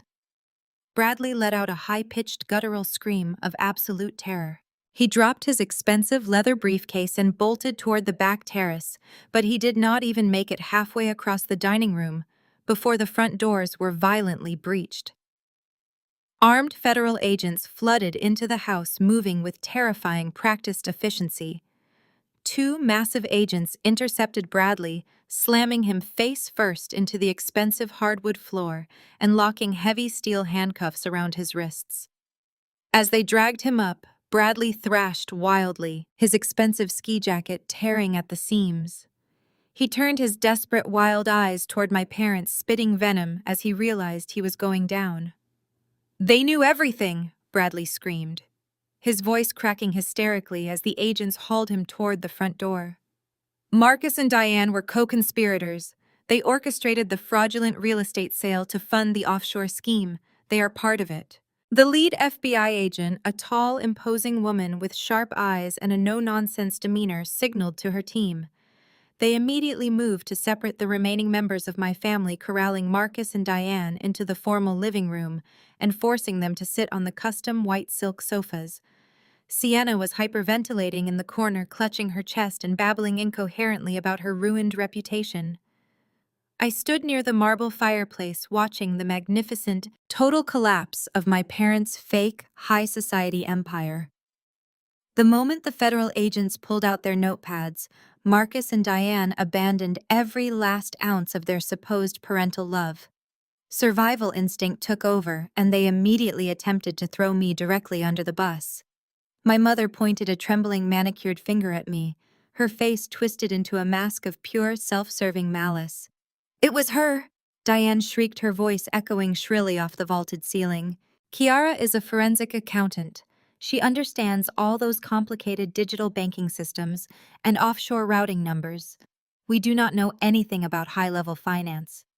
She manipulated our accounts and orchestrated the entire financial transfer behind our backs because she has always been deeply jealous of her sister's perfect marriage." My father quickly joined the chaotic chorus of desperate lies, puffing out his chest as he attempted to leverage his completely fabricated social status to intimidate the seasoned federal investigators. Marcus stood up aggressively, smoothing his designer tie, and glared at the lead agent. "Do you have any idea who I am?" Marcus bellowed, trying to channel the arrogant authority he used to bully country club waiters. "I am a foundational pillar of the Atlanta elite community.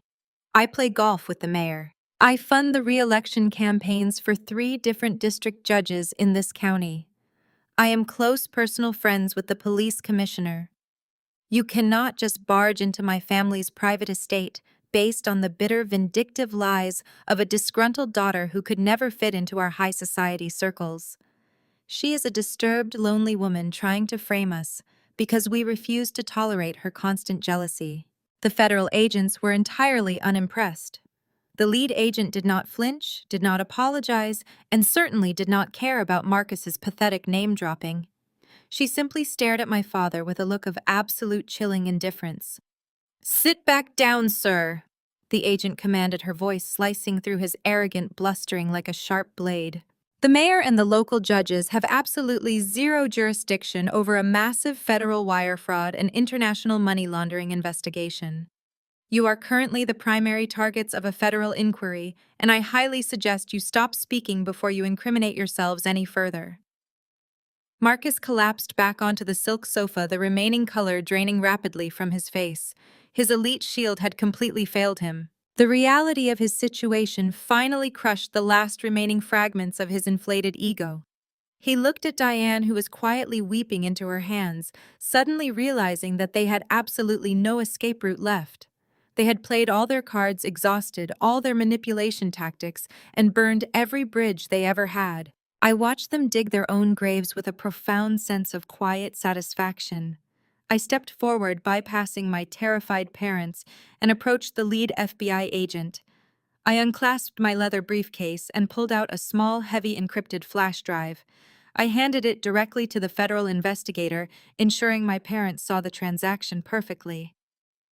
"You will not need to rely on their contradictory testimonies," I said, offering the agent a polite professional smile. "This drive contains the complete comprehensive forensic audit I conducted over the past 48 hours. It includes the verified time-stamped internet protocol addresses, mapping the exact origin of every single illicit offshore transfer." I turned, slightly locking eyes with my horrified father. "The data proves beyond any shadow of a doubt that every fraudulent financial transaction was executed directly from Marcus's personal computer located in his home office." The lead federal agent pocketed the flash drive, turned back to look at my speechless parents, and coldly ordered her armed deputies to immediately confiscate Marcus and Diane's passports. My parents stood paralyzed in the living room as federal deputies approached with heavy steps. Marcus tried to pull away, but a stern deputy grasped his wrist and demanded his travel documents. Having their passports stripped from their hands shattered the last illusions of their elite status. They were no longer the kings and queens of Atlanta high society. They were active federal suspects trapped within a criminal investigation. Bradley was hauled out the front doors, crying as cold metal handcuffs bit into his wrists. The flashing strobe lights faded into the distance, leaving my family standing amidst the ruined remnants of their toxic greed. I did not stay to watch them weep over their confiscated passports. I simply turned my back on the wreckage, walked quietly out the doors, and drove back to my apartment. I needed to prepare for the final phase of my plan. 3 days passed since the federal raid on my grandmother's estate. You would normally assume a family facing multiple federal indictments, financial ruin, and the public arrest of their golden son-in-law would go into hiding. You would expect them to hire aggressive attorneys, liquidate remaining assets, and prepare for the legal battles ahead. But my family never operated on logic. They operated entirely on the desperate need to maintain a public image. It was a Saturday evening, the night of the highly anticipated Atlanta Elite Excellence Gala. This was the crown jewel of the local social season, a massive charity event where the wealthiest families in the city gathered to flaunt their status, exchange business cards, and judge one another ruthlessly. For my parents, missing this gala was a fate far worse than federal prison. Despite having their passports seized and bank accounts frozen, Marcus and Diane were standing in their rented townhouse frantically preparing for the event. I hired a private security contractor to keep tabs on them, and the reports were staggering. Diane hired a private makeup artist on credit, demanding her face be contoured to hide the deep circles of stress forming under her eyes. She squeezed herself into a sequined gown she had clearly not paid for. Marcus brushed lint off his rented tuxedo, practicing his fake smiles in the mirror. They summoned Sienna to the townhouse earlier that afternoon, refusing to let the golden child wallow in her shattered marriage. Sienna was a total wreck. Her eyes were red, her hands were shaking, and she had spent 72 hours crying over Bradley's humiliating arrest. But Diane was not having it. She forced Sienna into a tight, emerald green silk dress and clasped a heavy diamond necklace around her trembling throat. "Stop crying right now, Sienna," Diane snapped, applying red lipstick to her daughter's trembling mouth. "We are walking into that ballroom tonight with our heads held high. We are going to smile, drink champagne, and act like we own the entire city. If anyone asks where Bradley is, you will look them straight in the eye and tell them he is away in London securing a massive investment deal. You will not shed a single tear, do you understand me? Family protects family by protecting the brand." Marcus nodded firmly, adjusting his cufflinks.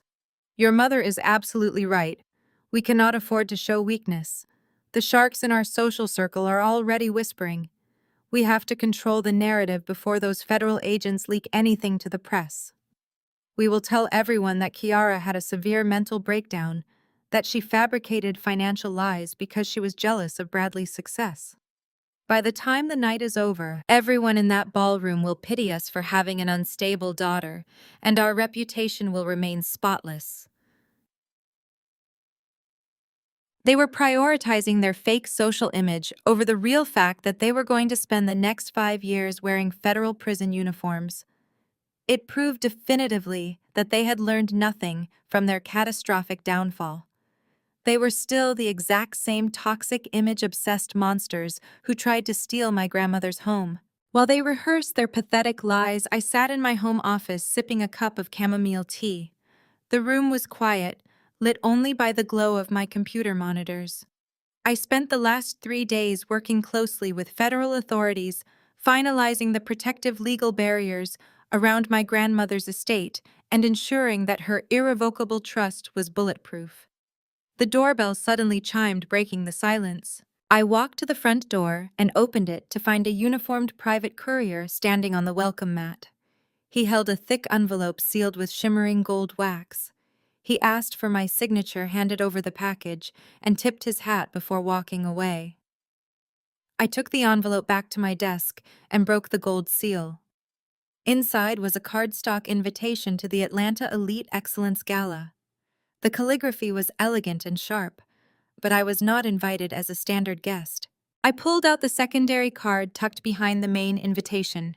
The organizing committee of the gala had been scrambling for the past 48 hours because their primary corporate sponsor backed out due to an unexpected bankruptcy. The event coordinators sent out desperate requests to several major financial firms in the city, begging for a replacement donor to cover the massive catering and venue costs. I answered that call yesterday afternoon, using a clean, perfectly legal corporate entity to wire the required funds.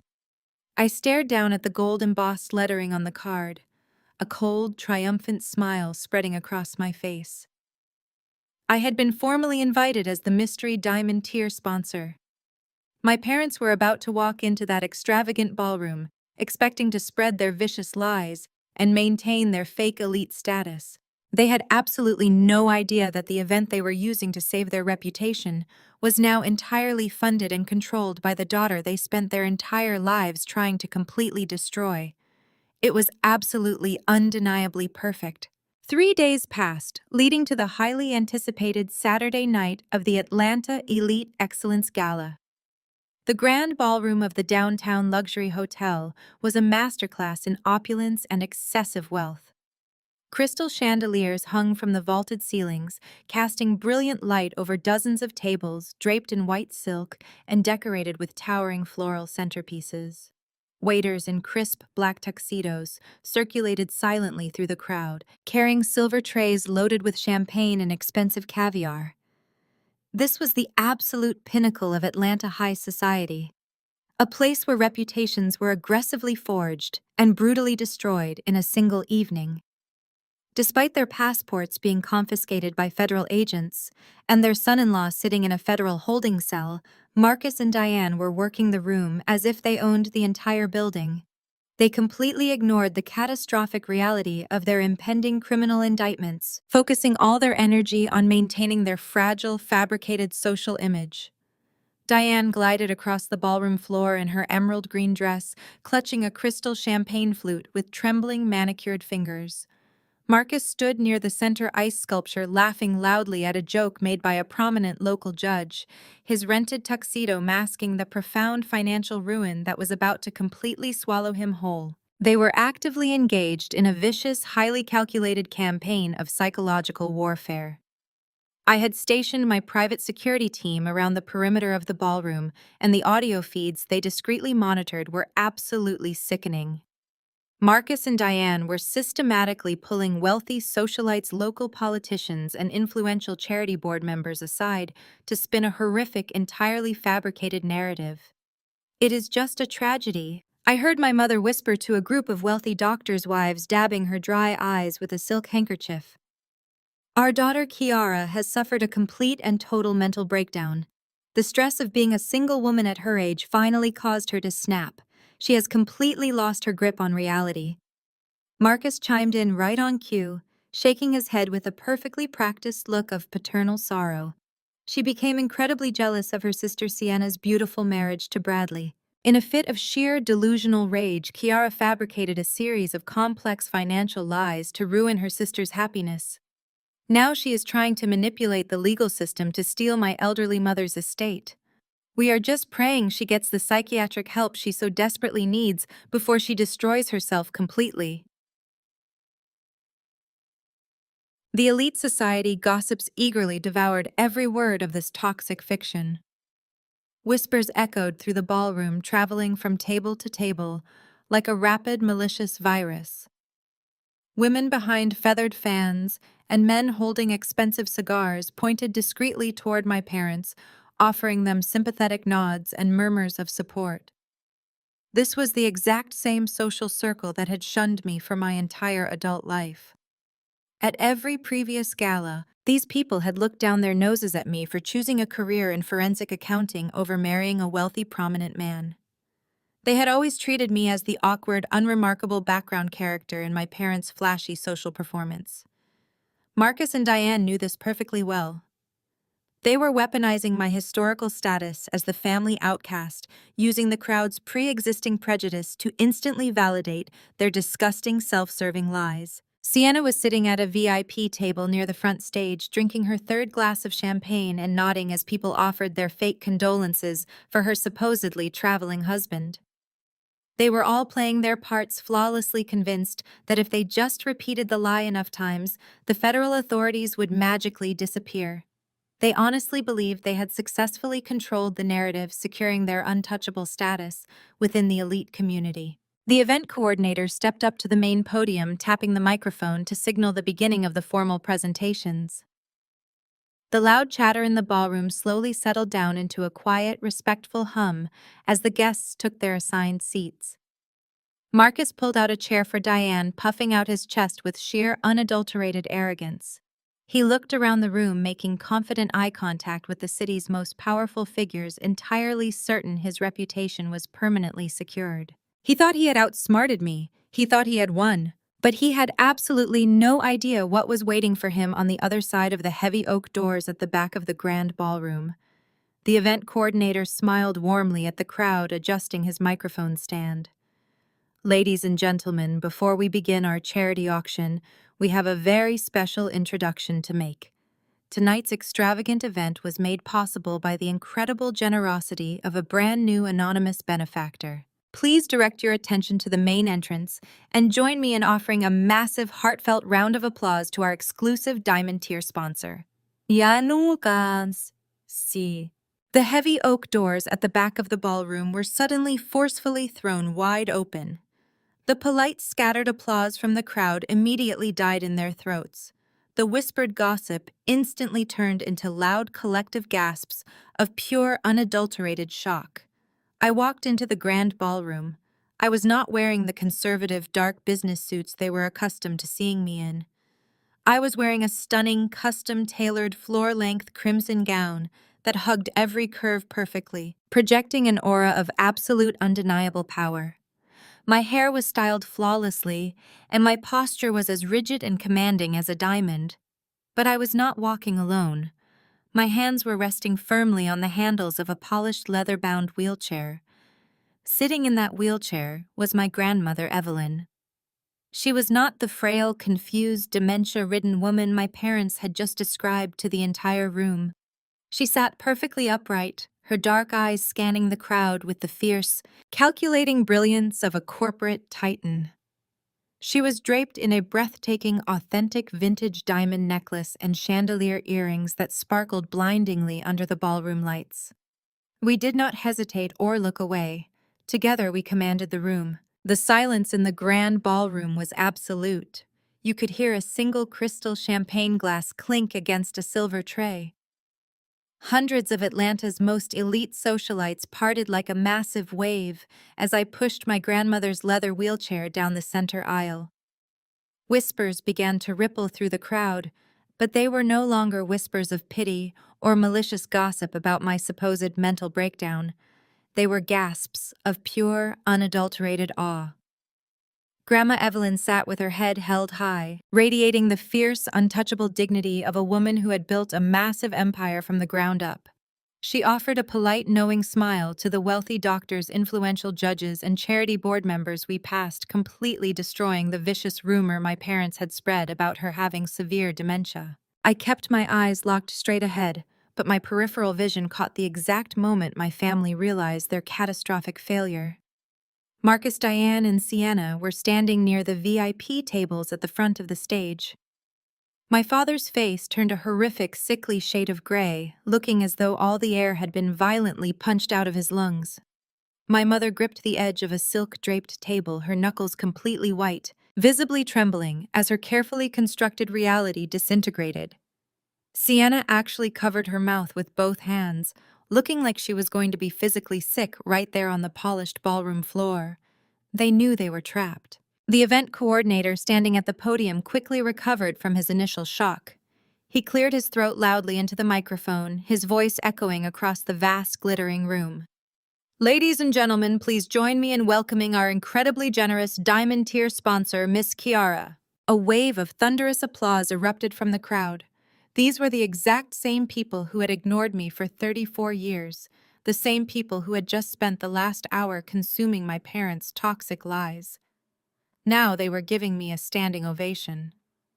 I parked my grandmother's wheelchair securely next to the main stage. She reached up gently, squeezing my hand with her own diamond-adorned fingers. She gave me a firm, proud nod. I let go of the wheelchair, picked up the front of my crimson gown, and walked up the short flight of stairs to the podium. I stood behind the microphone, looking out over the sea of wealthy, influential faces. I found Marcus, Diane, and Sienna in the front row. They were perfectly illuminated by the bright stage lights, utterly unable to hide or escape. The applause slowly died down, replaced by an intense, electric anticipation. "Good evening, Atlanta," I began, my voice projecting with total, unwavering confidence. "Thank you all for such a warm welcome. I know my presence here tonight as your primary benefactor comes as quite a surprise to many of you. In fact, I am quite certain it comes as an absolute terrifying shock to a very specific few." I paused, letting my eyes rest deliberately on my parents. The surrounding guests followed my gaze, turning their heads to look directly at Marcus and Diane. For those of you who do not know me well, my name is Kiara. I am the granddaughter of Evelyn, the brilliant woman sitting right here in the front row. You might have heard some rather colorful rumors about my grandmother and me tonight. You might have heard that she is suffering from severe cognitive decline. You might have heard that I suffered a tragic mental breakdown and fabricated a series of wild financial lies because I was deeply jealous of my sister's marriage. A heavy, uncomfortable murmur swept through the ballroom. The society gossips shifted nervously in their expensive seats, suddenly realizing they had been entirely manipulated. "But I am not here to entertain gossip," I continued, gripping the edges of the wooden podium. "I am here to talk about facts. I am here to talk about legacy, absolute loyalty, and the extraordinary lengths some people will go to in order to maintain a fake, hollow image of wealth.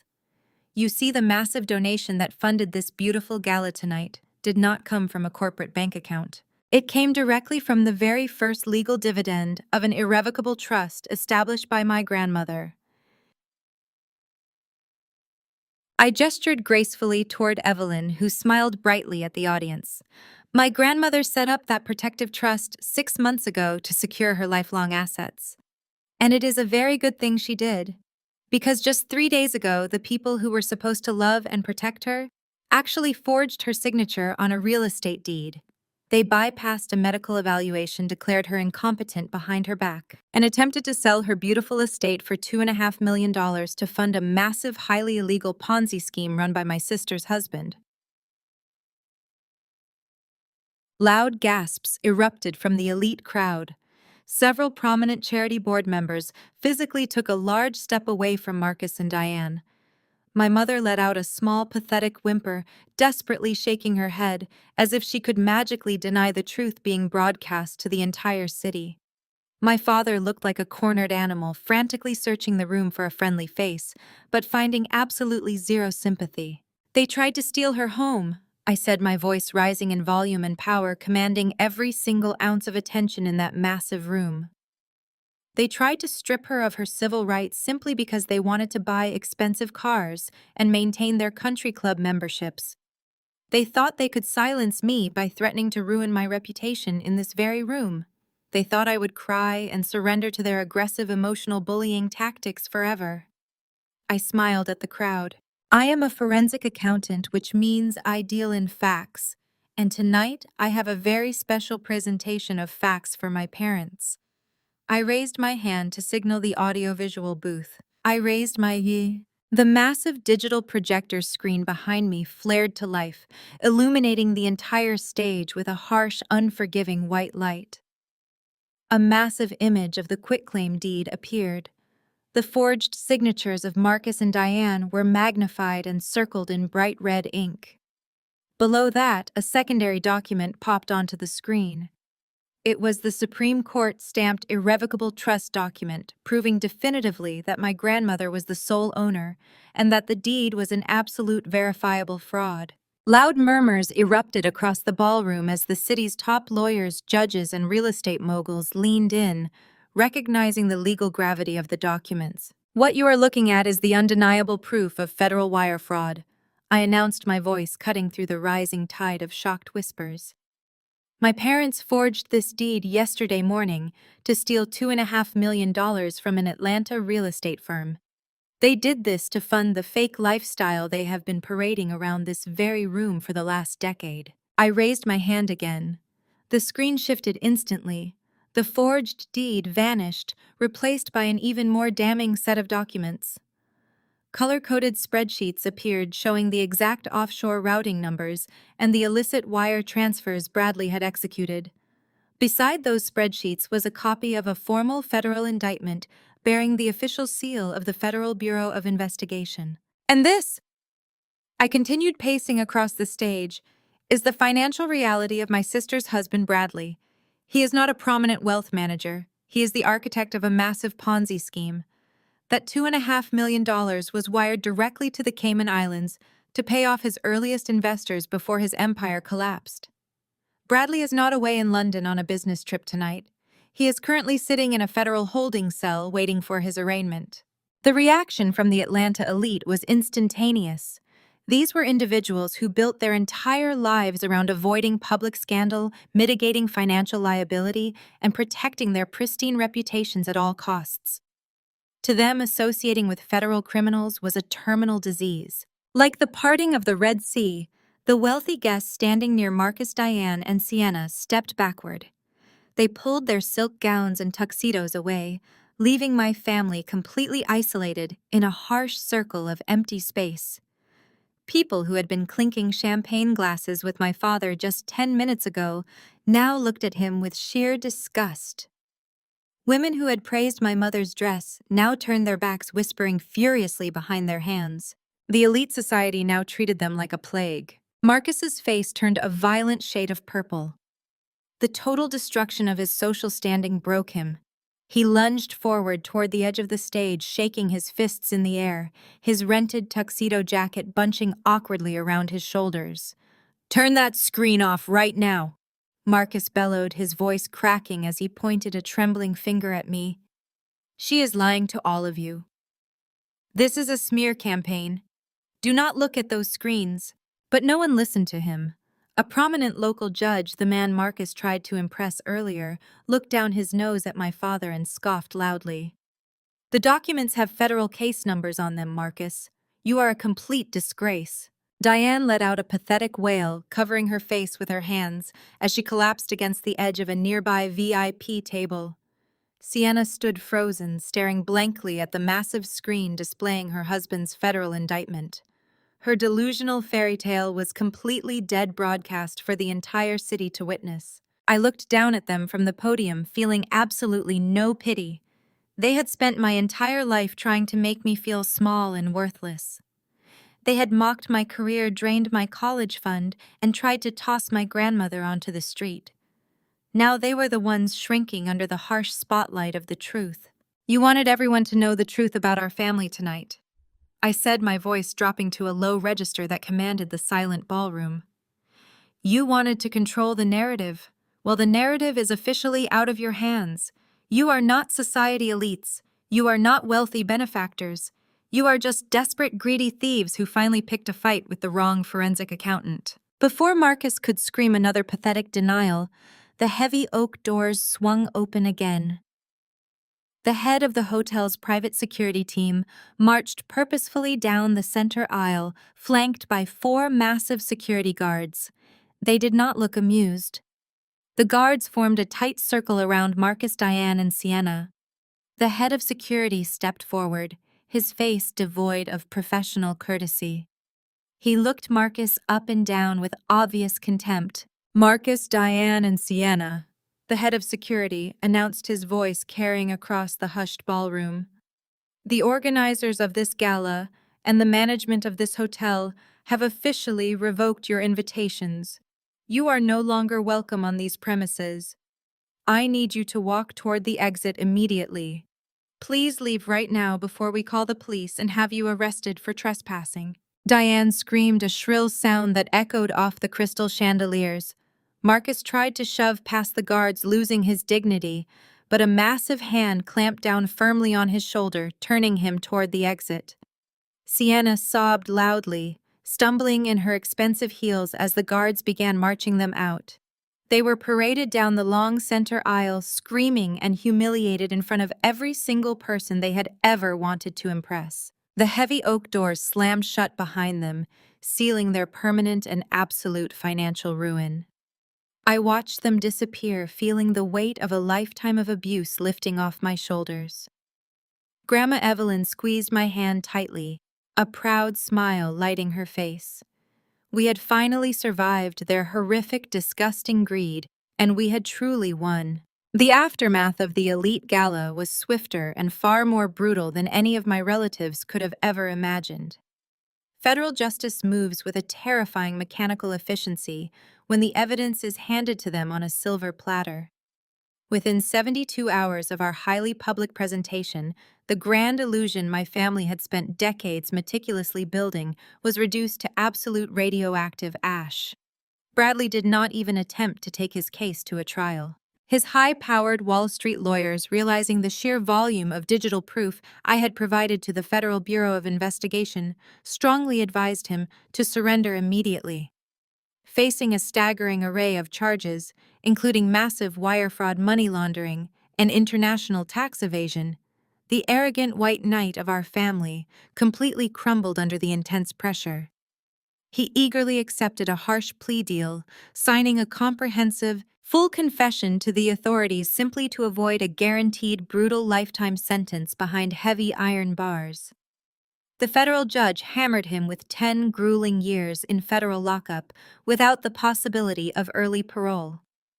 He traded his custom-tailored, expensive Italian suits for a standard-issue orange jumpsuit permanently stripped of the unearned privilege and toxic racial superiority he had proudly wielded like a devastating weapon against me for so many long, painful years. My sister Sienna's extremely spectacular downfall was a true masterpiece of absolute poetic justice. The federal authorities did not care about her beauty queen tears or her perpetual victim complex. Because her lavish lifestyle was entirely funded by the stolen proceeds of Bradley's massive Ponzi scheme, the government moved aggressively to seize every single asset tied to his name. Federal agents showed up at her sprawling luxury downtown penthouse on a cold Tuesday morning and gave her exactly 1 single hour to pack a small suitcase of basic necessities. They confiscated the emerald green silk dresses, the sparkling diamond necklaces, and the custom-ordered sports car she loved to aggressively brag about at our miserable Thanksgiving dinners.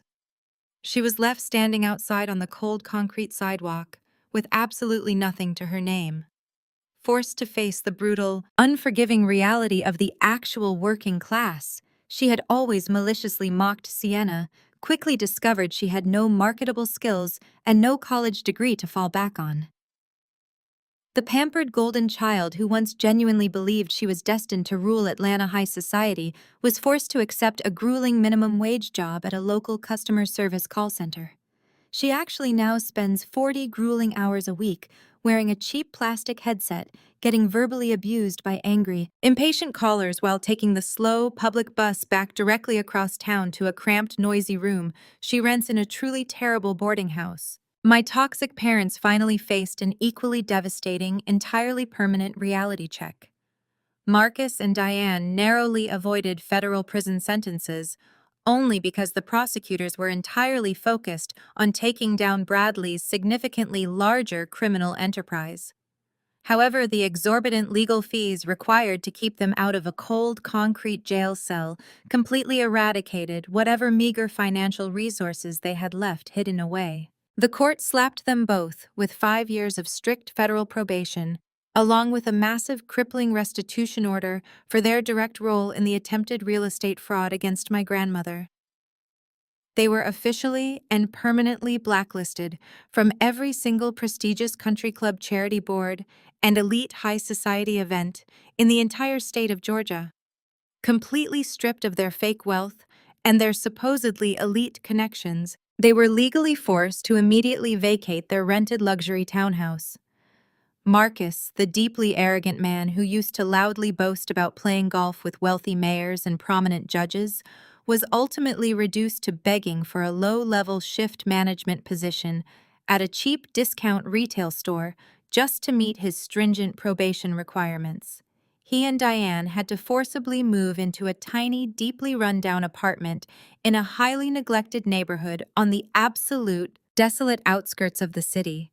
A dangerous place they previously would have arrogantly refused to even drive their luxury cars through. I personally heard the pathetic, highly humiliating details of their miserable new living situation directly from the source.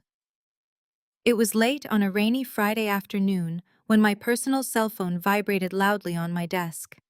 The caller identification displayed an unknown local number, but the exact moment I answered the call, I immediately recognized the frantic theatrical sobbing echoing on the other end of the line. It was my mother.